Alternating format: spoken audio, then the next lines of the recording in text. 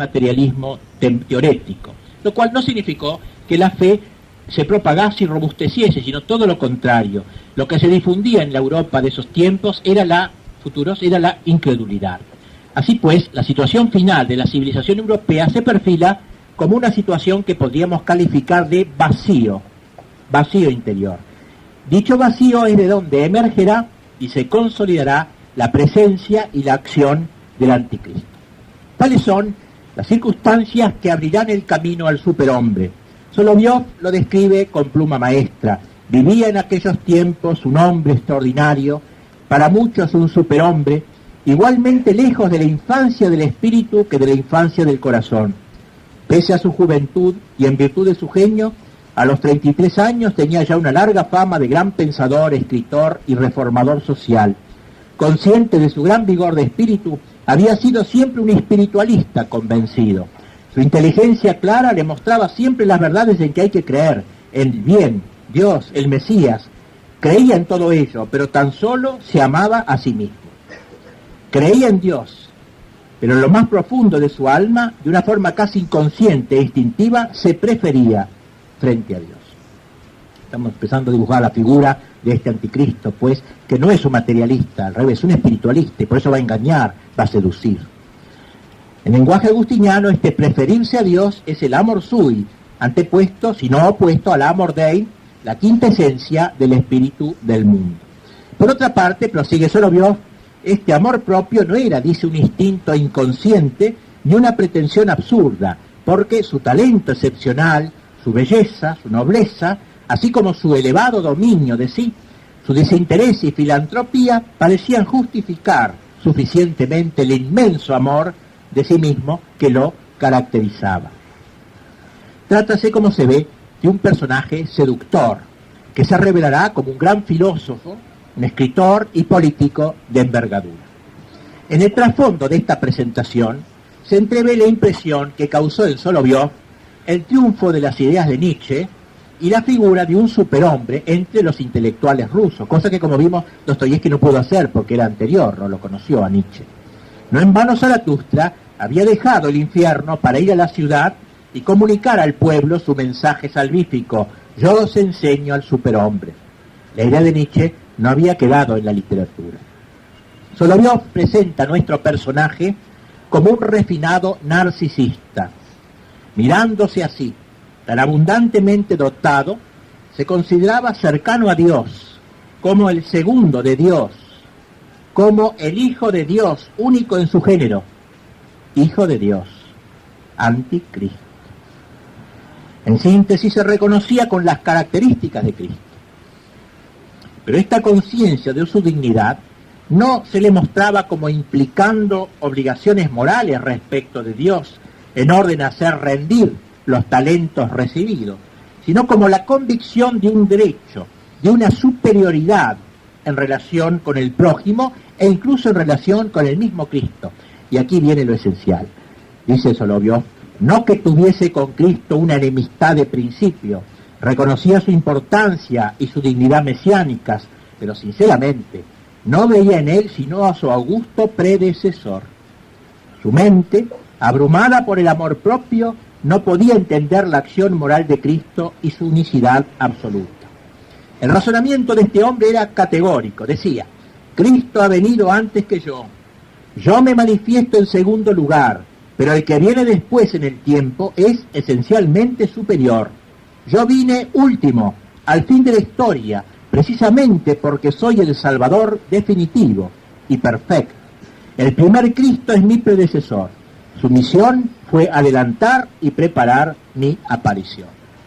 Y en base a esta idea, nuestro superhombre del siglo XXI se aplicaba así todo lo que el Evangelio se dice a propósito de la segunda venida, explicándola no como el retorno glorioso del primer Cristo, sino como el reemplazo del Cristo precursor por el Cristo definitivo, es decir, él mismo. Sin embargo, el admirable psicólogo que es Solovyov nos va a mostrar cómo en el interior de este hombre se experimentaban ciertas dudas todavía, ciertas vacilaciones sobre su persona y su misión, porque a pesar de su excelencia y disposición anímica, esperaba un claro indicio de que Dios lo llamaba a la nueva salvación de la humanidad. Esperaba un testimonio perceptible de lo alto, un testimonio indubitable que lo proclamara el hijo mayor, el primogénito, el amado de Dios.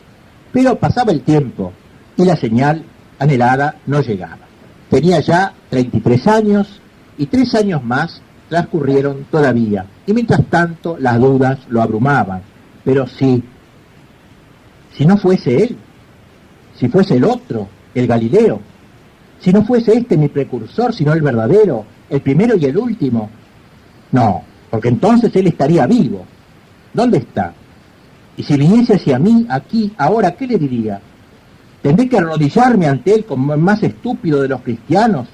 ¿Tendré que balbucear sin sentido como un campesino ruso y decirle idiotamente, Señor Jesucristo, ten piedad de mí que soy un pecador? ¿O tirarme al suelo, brazos en cruz, como una aldeana polaca? ¿Yo, el gran genio, el superhombre? No, jamás.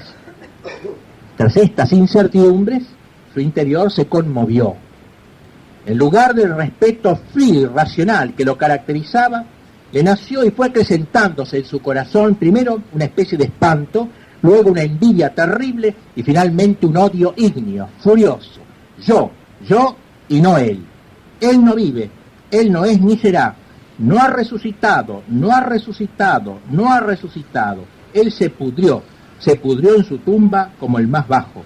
Y echando espuma por la boca, salió a los saltos de su casa y se perdió en la noche oscura por un camino entre rocas. Había, dice, perdido la furia, pero ahora se apoderó de él una serena desesperación, pesada como aquellas rocas, tenebrosa como la misma noche. Y se detuvo al borde del precipicio. Y entonces cruzó por su cabeza la idea de acercarse a Cristo. ¿Y si lo llamo? ¿Y si le pregunto qué debo hacer? Entonces divisó entre las sombras una figura benigna y triste. Tiene piedad de mí. No, jamás. No ha resucitado, no ha resucitado. La frase de Tolstoy, Cristo que no ha resucitado y se lanzó al abismo. Pero no acaba acá el relato.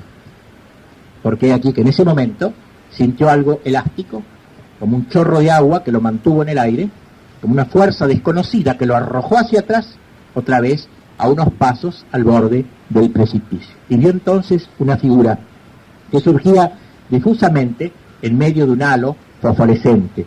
2 ojos de aguda luminosidad llenaron su alma de una luz sutil que no pudo soportar.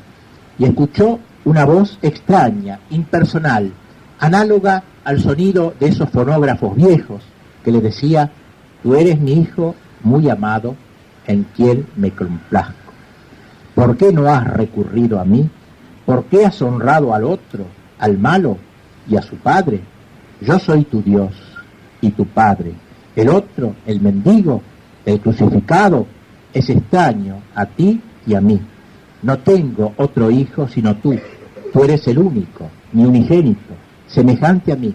Te amo y nada te pido. Eres noble, grande, poderoso. Cumple tu misión en mi nombre, no en mi nombre, sino en el tuyo propio. Yo no te envidio y nada quiero de ti. El otro, aquel a que considerabas como a Dios, exigió de su hijo la obediencia y una obediencia ilimitada hasta la muerte de cruz, y no lo socorrió en la cruz. Yo, en cambio, te ayudaré sin que te pida nada en cambio. Recibe mi espíritu. Así como antes mi espíritu te engendró en la belleza, ahora te engendra en el poder. A estas palabras, los labios del superhombre se abrieron involuntariamente y los 2 ojos penetrantes se aproximaron a su rostro y una corriente helada penetró en él y llenó todo su ser. Y se sintió al mismo tiempo investido de una fuerza, de un coraje, de una agilidad, de un entusiasmo desconocidos. Y de golpe la figura luminosa desapareció. Algo lo levantó en el aire y lo depositó en el jardín frente a la puerta otra vez de su casa. Helo aquí, posesionado por el demonio, vuelto vicario suyo en la tierra, el superhombre de Nietzsche en batalla, la encarnación del mal en orden a una inmensa manifestación de impostura y para la completa revancha de la redención. Los derechos del hombre tratarían de triunfar sobre los derechos de Dios. Para esta descripción del anticristo y de su relación con Cristo tan rica en detalles, sugerentes e inesperados, podríamos preguntarnos si tuvo Solovjov algún modelo concreto. Parece innegable, como dije, que estaba aludiendo al nuevo cristianismo que en aquellos años Tolstoy proclamaba con gran éxito en toda Rusia. Las posturas de ambos, que se encontraron alguna vez y se cartearon, fueron incompatibles. Tolstoy había inventado un cristianismo a la carta, inspirado, según decía en el Sermón de la Montaña, reductible a un vago humanitarismo, que podía prescindir perfectamente de la existencia actual del Cristo vivo. Las razones de nuestra disputa, le escribía Solovjov, se pueden condensar en un punto concreto: la resurrección de Cristo. Para Tolstoy, Cristo había sido un gran hombre, pero superfluo, y que de hecho no resucitó. Por cierto que nunca Solovjov llegó a identificar la figura histórica del anticristo con Tolstoy, pero intuyó que éste llegaría a ser en el siglo XX el vehículo, un vehículo al menos, que desvirtuaría sustancialmente el mensaje evangélico, suplantado por una ética filantrópica como la que va a exhibir el anticristo. Ahora veremos de nuestra palabra. Lo hemos dejado a nuestro superhombre poseído por Satanás.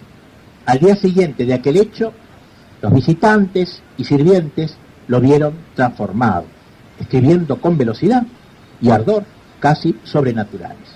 Antes había publicado ya algunas obras, pero sin mayor resonancia. Ahora, en cambio, se dedica a escribir un libro que le daría fama universal y que se llama La vía abierta hacia la paz y prosperidad universal, donde pondría de acuerdo todas las contradicciones, las tradiciones y símbolos antiguos junto con la revolución social, el individualismo más absoluto y el bien común, el idealismo y el pragmatismo.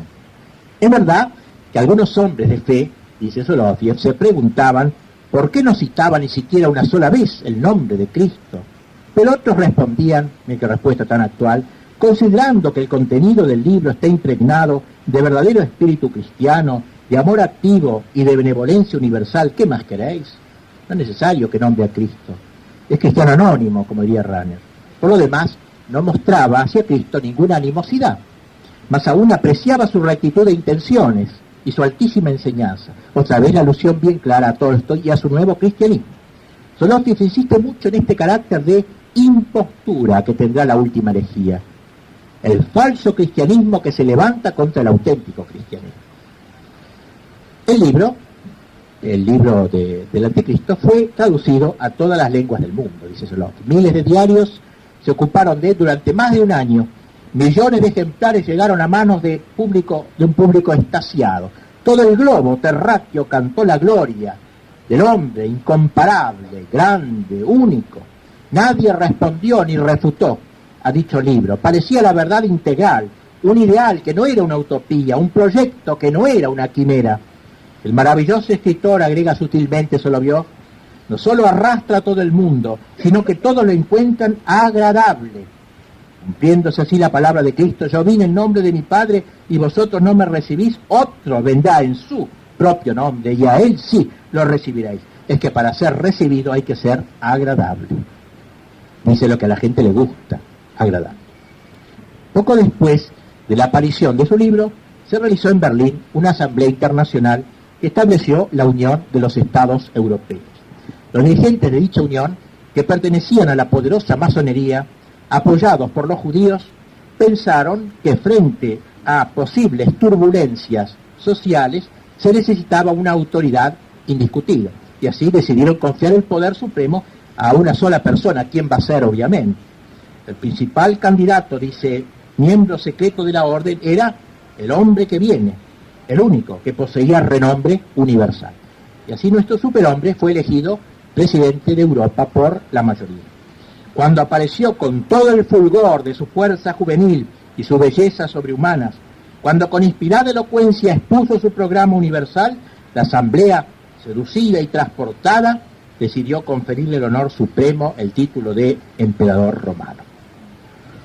Ya lo tenemos ahora en el cenit del poder, señor del mundo. Por la secuencia del relato veremos cómo el gran benefactor aplicará las insinuaciones del demonio en las 3 tentaciones del desierto descritas en el Evangelio, poco como lo del gran inquisidor acusa, aportando a los hombres, con la ayuda de la técnica moderna, paz, pan y felicidad inmanente. Todo en el sometimiento a Satanás, ante quien se ha arrodillado y cuya persona inviste. Eternamente aparecerá como actuando para nuestro bien, para nuestra felicidad. Lo hará camuflándose de cristianismo, propugnando valores que podían ser entendidos como evangélicos, recurriendo a un lenguaje muy similar al de Jesús, de tal manera que, como dice Cristo, extraviaría, si fuera posible, aún a los mismos elegidos. El hermano San Pablo habla de falsos apóstoles que se disfrazan de apóstoles de Cristo y añade: no hay por qué extrañarse, ya que el mismo Satanás se disfraza de ángel de luz.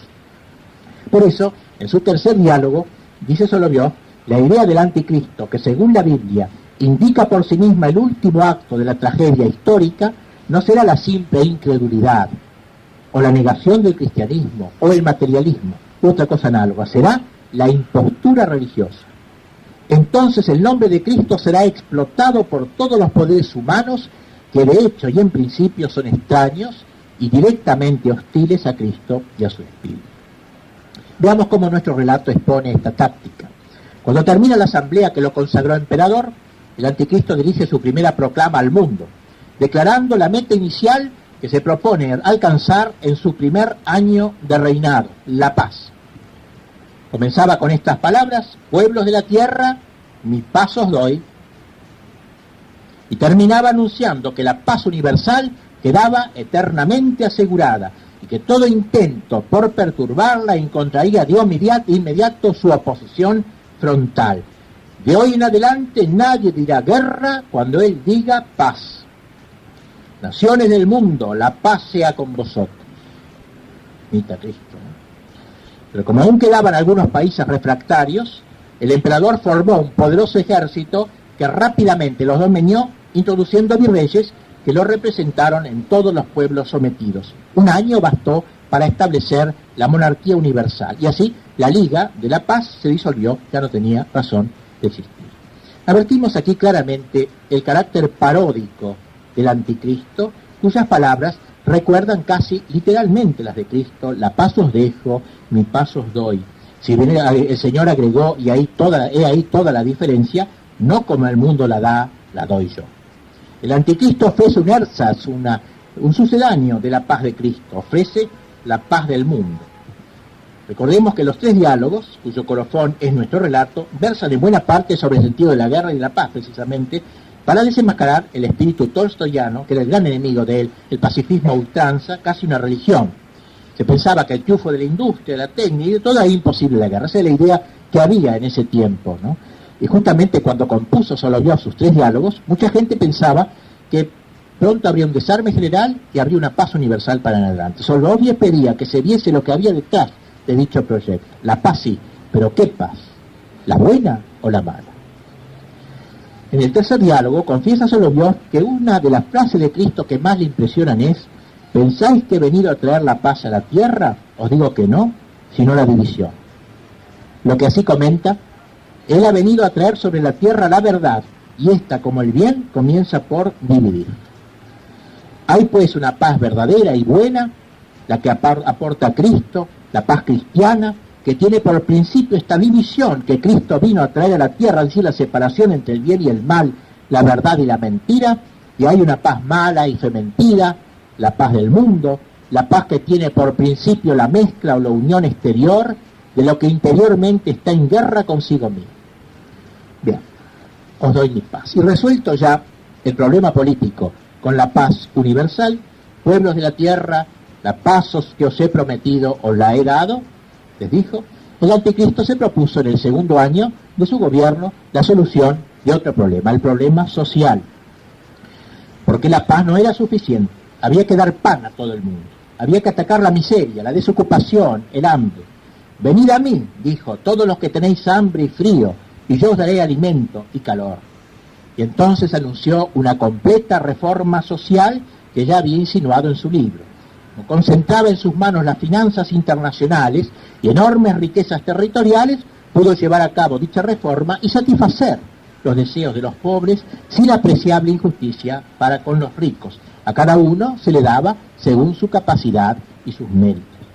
Nuestro hombre, tan benevolente, que se mostraba amigo hasta de los animales, y era vegetariano, pone Solovyov burlescamente, no quería ni herir a un gato, nada, fomentando todo tipo de asociaciones que protegieran a los animales, buscaba que todos sus súbditos estuvieran realmente satisfechos.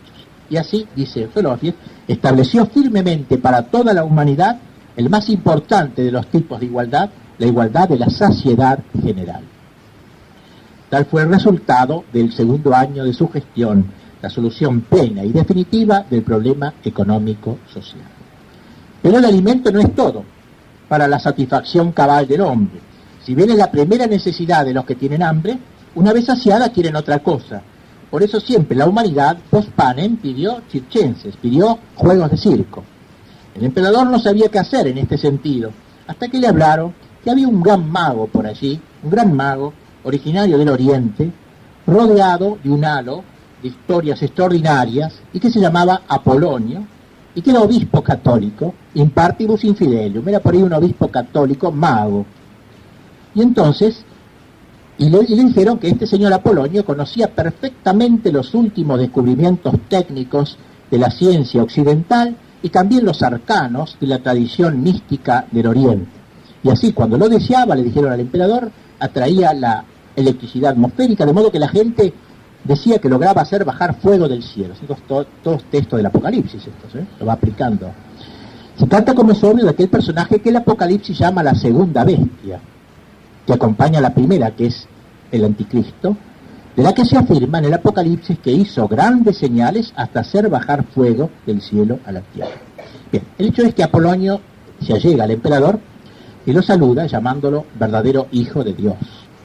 Luego le dijo que había visto escrito su nombre como emperador en los libros secretos del Oriente y que él sería el juez del universo final. Finalmente se puso a su servicio su persona y todo su arte. El emperador quedó encantado, considerándolo un don de lo alto, y le dio diversos títulos a este obispo felón, manteniéndolo siempre a su lado como mago de la corte. De esta forma, dice Soloviev, los pueblos de la tierra, habiendo ya recibido de su maestro y señor la paz universal y alimento abundante, pudieron ahora disfrutar los signos y milagros más espectaculares e impensados. Finalizaba ya el tercer año del reinado del superhombre. Destaquemos el acierto de Soloviev en elegir para segunda bestia, y con perdón de los obispos, a un obispo católico. Concuerda en esto con varios autores, Piper incluido, como veremos en la última conferencia, que ven en la segunda bestia, y Castellani, la personificación del sector adúltero de la Iglesia, el que se acomoda con el espíritu del mundo, poniendo su eficacia al servicio del anticristo o primera bestia. Bien, resueltos ya los problemas políticos y sociales, solo restaba una última cuestión, la cuestión religiosa. El emperador la encaró personalmente. ¿Cuál era la situación en ese momento? En cuanto a la Iglesia Católica, el Papa había sido expulsado de Roma desde hacía tiempo y tras largo vagabundeo se había afincado en San Petersburgo, lo pone en su patria, solo con el gusto de tenerlo ahí al Papa, en San Petersburgo, donde vivía con la mayor sencillez. El protestantismo, por su parte, seguía teniendo su cabeza en Alemania, sobre todo después que una parte importante de la Iglesia anglicana se había unido a Roma. Fíjense que hasta en eso acierta alguna cosa, ¿no? Y la ortodoxia rusa, por los cambios políticos, había perdido millones de sus presuntos fieles que solo le pertenecían de nombre, pero a ella se habían aliado los fieles del antiguo Raskol, de ese cisma del siglo XVII. Bien, durante los 2 primeros años del régimen imperial, todos habían apoyado, en general, con mayor o menor entusiasmo al emperador, porque a todo le gustaba la paz, todo le gustaba el pan y el circo, le gustaba todo. Pero el tercer año, sobre todo, la aparición del gran mago suscitó ya temor y antipatía de muchos cristianos que empezaron entonces a leer detenidamente otra vez el Evangelio.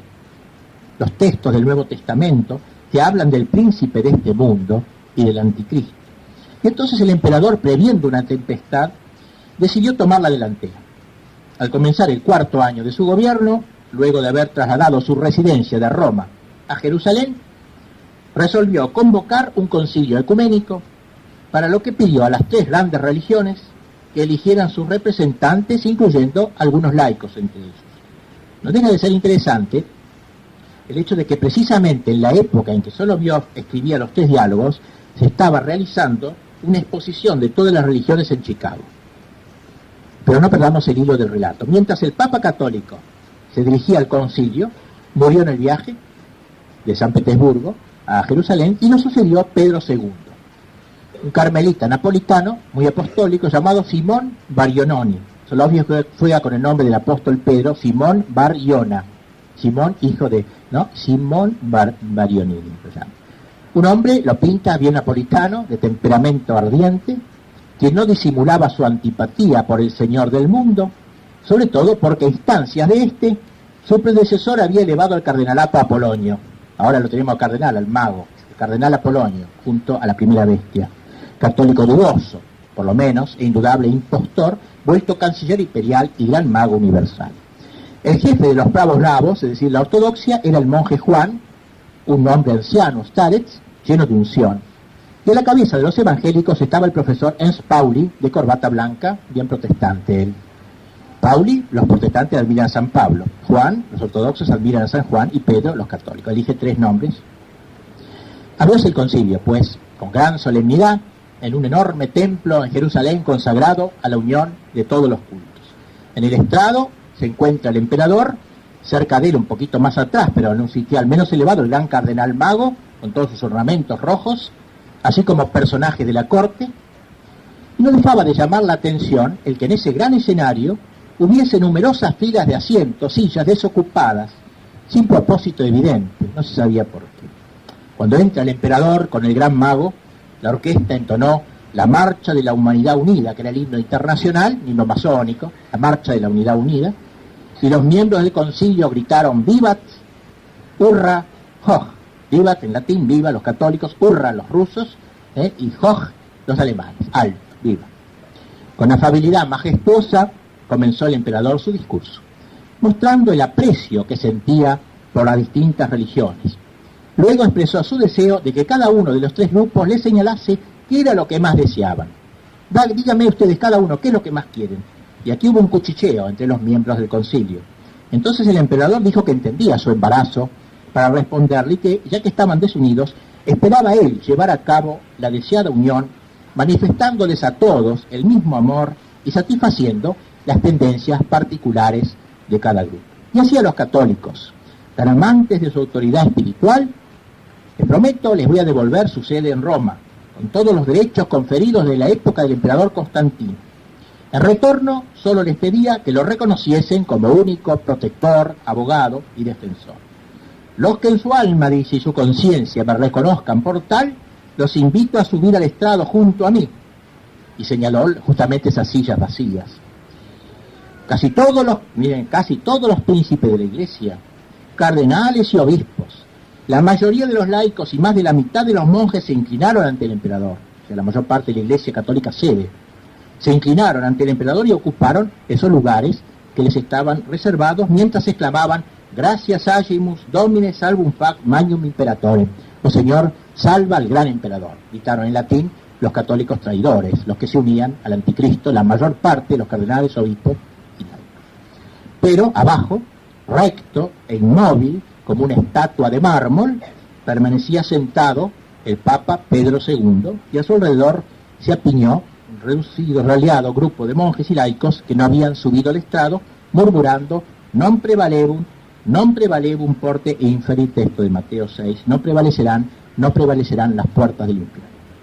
El emperador quedó sorprendido al ver este grupito que resistía, pero enseguida se retomó como un señor, y dirigiéndose a los ortodoxos ahora, le dijo que estaba perfectamente al corriente de que lo que ellos más valoraban era la santa tradición, los viejos símbolos, los himnos, las oraciones antiguas, los iconos, la liturgia. Pues bien, ya que ustedes quieren tanto eso, yo les voy a hacer un gran museo universal de arqueología cristiana en la gloriosa ciudad de Constantinopla, que es como la madre, ¿no?, de las tierras rusas del Oriente.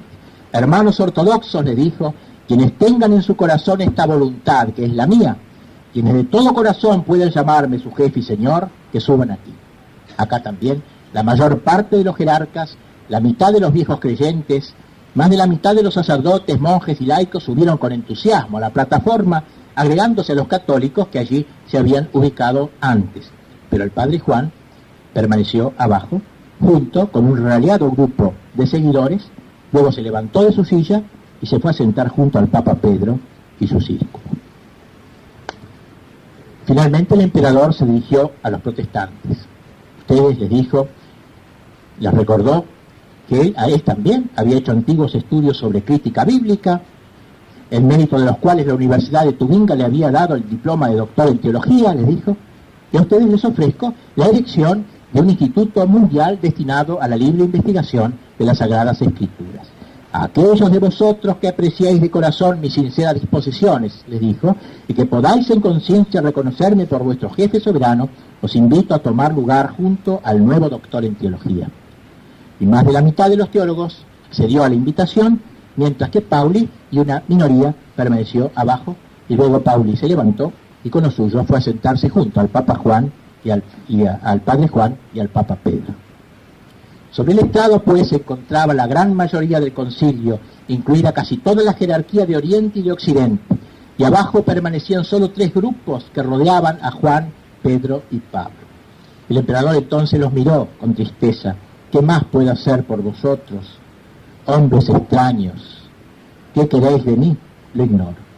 Cristianos repudiados por la mayoría de vuestros hermanos y de vuestros propios jefes, condenados por el sentir popular, decidme entonces, ¿qué es para vosotros lo más preciado en el cristianismo?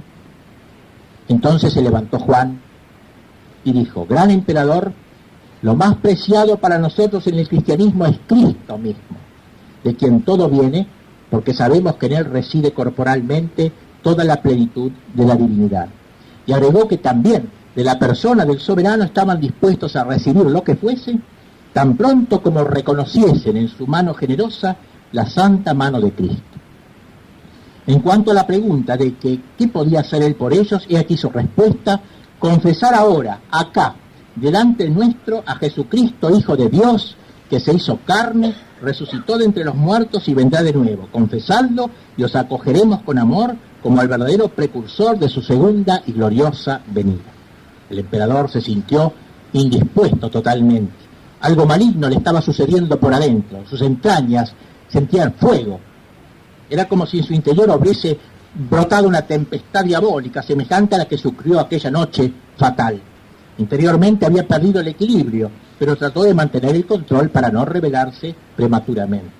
Tenía que hacer esfuerzos humanos para no lanzarse con un salvaje alarido sobre Juan y destrozarlo, despedazarlo con sus propios dientes. Pero de pronto, cuando estaba así tan nervioso, oye una voz ultraterrena que ya conocía, aquella voz que le dijo, cállate y no temas. Y mientras hablaba el padre Juan, el gran mago, el cardenal Apolonio, envuelto en un voluminoso manto tricolor que ocultaba su púrpura cardenalicia, parecía ocupado en maniobrar algo entre sus pies, el mago ¿no? Y ahora se concentró, y sus labios se movieron, y a través de las abiertas ventanas del templo se vio cómo se formaba una enorme nube negra que pronto lo oscureció por completo. El anciano Juan, que tenía su mirada fija en el emperador, de repente se sobresaltó, y dándose vuelta gritó con voz ahogada, hijos, es el anticristo. Y en ese momento se oyó un trueno ensordecedor y un relámpago circular rodeó al anciano, que cayó muerto. Esto está tomado en el Apocalipsis textual. El emperador, pálido pero calmo, se dirigió de nuevo a la asamblea. Habéis visto el juicio de Dios. Yo no deseaba la muerte de nadie, pero mi Padre Celestial venga a su Hijo bien amado. El caso está concluido. Y llamando a los secretarios le dijo que escribieran: el concilio ecuménico de todos los cristianos, luego de ver cómo el fuego del cielo abatió a un adversario insensato de la majestad divina, unánimemente reconoce al emperador actual de Roma y del mundo como su jefe y su señor supremo. Y de pronto, una voz fuerte y clara resonó en todo el templo, contradicitur, es decir, contradecimos eso. Era el Papa Pedro II, quien de pie y temblando de indignación levantó su báculo en dirección al emperador y diciéndole: nuestro único Señor es Jesucristo, el Hijo del Dios vivo, y lo que tú eres acabas de oírlo. Retírate de entre nosotros, Caín fratricida, retírate, vaso de Satanás. Por el poder de Cristo yo, siervo de los siervos de Dios, te expulso para siempre, perro vil de la ciudad de Dios, y te entrego a tu padre Satanás. Anátema, anátema, anátema. Y mientras Pedro hablaba así, el mago comenzó otra vez a revolver, digamos, sus trapos bajo su manto, y hubo un trueno más sonoro que el último anatema, y el postero de los papas se desplomó muerto. Así es como todos mis enemigos perecen bajo la diestra de mi padre, gritó el emperador. Pelean, pelean, que mueran, exclamaron estremecidos los príncipes de la iglesia, los traidores cardenales y obispos. Antes de seguir con la narración, señalemos cómo se aplica así, textualmente, lo que dice el Apocalipsis de los dos testigos que llama. Cuando hayan terminado de dar testimonio, la bestia que surja del abismo les hará la guerra, los vencerá y los matará. Bien, el emperador se levantó y apoyándose en el hombro del gran mago, salió lentamente del recinto, seguido por la multitud. En el templo solo quedaban los dos muertos y un círculo estrecho a su alrededor. Entonces Pauli, el único sobreviviente de los tres, subió al estrado y ocupando el lugar de uno de los secretarios comenzó a escribir. Para la gloria de nuestro único Salvador Jesucristo, el concilio ecuménico de las iglesias de Dios reunidas en Jerusalén, después que nuestro bienaventurado hermano Juan, representante de la cristiandad oriental, hubo denunciado al gran impostor enemigo de Dios como el mismo anticristo, predicho en las Escrituras, y nuestro bien amado padre Pedro, representante de la cristiandad occidental, justiciera y legítimamente la excomulgara para siempre de la iglesia de Dios, el concilio, en presencia de los cuerpos de estos dos mártires de la verdad, testigos de Cristo, decide romper todo contacto con el excomulgado y su abominable comitiva e ir al desierto para guardar allí la inminente venida de nuestro verdadero Señor Jesucristo. El pequeño grupo se llenó de entusiasmo, escuchándose voces clamorosas que decían Adveniat, Adveniat Cito, com, Herr Jesu, com, que venga pronto, ven Señor Jesús, en latín y en alemán. Y subieron al estrado para poner sus firmas. Y luego colocaron los dos cadáveres en sendas angarillas y los llevaron consigo, entonando himnos latinos, alemanes y eslabones. Pero pronto le salieron al paso un grupo de soldados comunicándoles la última orden del emperador, exponer públicamente los cadáveres de los dos rebeldes a la entrada del templo del Santo Sepulcro o de la Resurrección para que todos pudiesen verificar la realidad de su muerte. Es justamente lo que se lee en el Apocalipsis, sus cadáveres yacerán en la plaza de la gran ciudad, allí donde también su Señor fue crucificado. Apocalipsis 11:8. A los demás se les perdona la vida, pero deberán abandonar las ciudades y otros lugares poblados para que no seduzcan a las almas incautas, dice el emperador. Entonces la multitud fiel fue a refugiarse en las alturas desérticas de Jericó. El emperador, por su parte, después de un gran banquete de la corte por el triunfo del concilio, convocó a todos los miembros del concilio que se le habían plegado y les pidió que para bien de la iglesia eligieran un digno sucesor de San Pedro. Y les dijo que en razón de las circunstancias les rogaba asimismo que procediesen rápidamente, sugiriendo que eligiesen a su amigo Apolonio para que hubiera una estrecha unión entre la iglesia y el Estado, una unión pérfida entre la iglesia y el Estado. Se reunió el cónclave, estos obispos pañaguados, en 1 hora y media nomás salieron contentos, el nombre Apolonio, fumata, blanca, ya tenemos a Apolonio como papa. Y aquí el falso ecumenismo, no en Cristo, sino en el anticristo. Y así se hizo. Apolonio pronunció un breve discurso, ahora papa, soy un verdadero ortodoxo, un verdadero protestante, un verdadero católico, dijo. He aquí el ecumenismo falso, e intercambió un ósculo de paz con el griego y con el alemán. Luego el emperador lo abrazó estrechamente por varios minutos y al atardecer salieron los dos al balcón, mientras la multitud estallaba en aplausos y durante varios días hubo fiestas públicas en que el nuevo Papa no escatimó prodigios, juegos de cirios, cohetes, luces artificiales que se encendían al solo toque de su mano y al caer al suelo se convertían en papeles multicolores con indulgencias para todos los pecados pasados, presentes y futuros por si acaso. Y durante este tiempo, en las alturas desérticas del Jericó, los fieles oraban y ayunaban.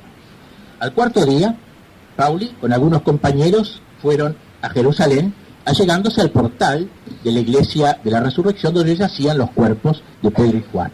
Los guardias dormían profundamente, parecido a Cristo, ¿no? Cargaron entonces los dos cadáveres y los llevaron consigo al desierto.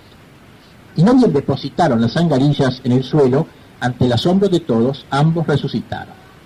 Una vez más, el relato coincide con el texto del Apocalipsis que dice, pasados 3 días y medio, un aliento de vida procedente de Dios entró en ellos y se pusieron de pie, y un gran espanto se apoderó de quienes lo contemplaban. Y el anciano Juan dijo, como veis, queridos hijos, no os hemos abandonado, y esto es lo que ahora os declaro, ha llegado el momento de que cumplamos aquella última plegaria de Cristo, cuando pidió que sus discípulos fuesen uno, así como Él es uno con el Padre. Con miras a esta unidad cristiana, queridos hijos, veneremos a nuestro amado hermano Pedro. O sea, se une a Roma, la gran idea de él, ¿no es cierto?, que la Rusia, todo el Oriente Ortodoxo se une a Roma. Veneremos a Pedro, que él apaciente las últimas ovejas de Cristo, hermano Pedro, hermano, que así sea. Y abrazó a Pedro. Pauli por su parte se adelantó y le dijo, tú eres Petrus, tú eres Pedro, le dijo Pablo también. Jetzt ist ja gründlich erwiesen aus alle Lebensweise. Ya no queda duda absoluta, digamos, de que eres Pedro, de que eres el primado. Y tomando con la mano derecha a Pedro y con la izquierda a Juan, dijo, ahora Padre, somos realmente uno en Cristo. De aquí el verdadero ecumenismo, bajo Pedro. Frente a aquel ecumenismo equívoco y apóstata, bajo el príncipe de este mundo y su delegado en la tierra, tenemos el verdadero y fiel ecumenismo, la unión de todos los cristianos en Cristo y bajo Pedro. Así fue como se logró la unión de las iglesias en la oscuridad de la noche, en un lugar alto y solitario, dice el relato. Pero de repente, prosigue, la oscuridad nocturna dejó lugar a un luminoso resplandor y un signo grande apareció en el cielo, una mujer vestida de sol, con la luna bajo sus pies y sobre la cabeza una corona de 2 estrellas. Y el Papa Pedro, levantando su báculo, exclamó, he ahí nuestro estandarte, sigámoslo.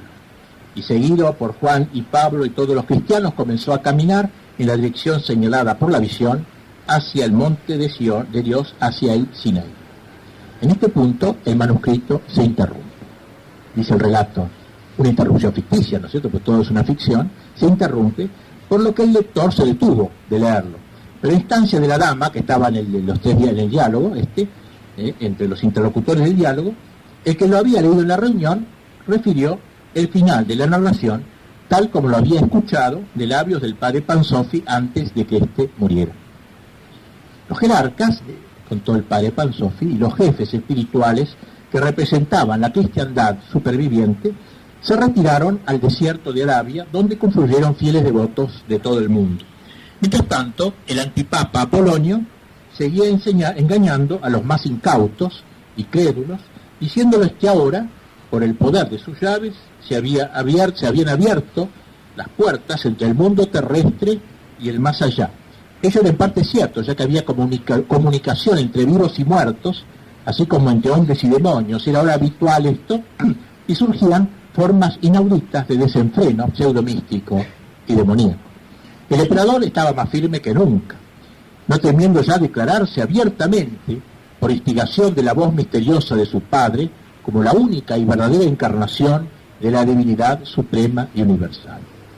Pero al mismo tiempo tuvo que enfrentarse con un nuevo problema del todo inesperado: los judíos, que como vimos anteriormente habían tenido una parte activa en su entronización como emperador, creyéndolo israelita perfecto de pura sangre, y que juzgaron que el traslado de su sede de Roma a Jerusalén implicaba el designio de instaurar el dominio mundial de Israel, lo habían reconocido como Mesías, adhiriéndose a él con devoción entusiasta y sin límites. Y ahora, al advertir súbitamente que las cosas no eran así, y que incluso no era, parece, ni siquiera circunciso, se sublevaron.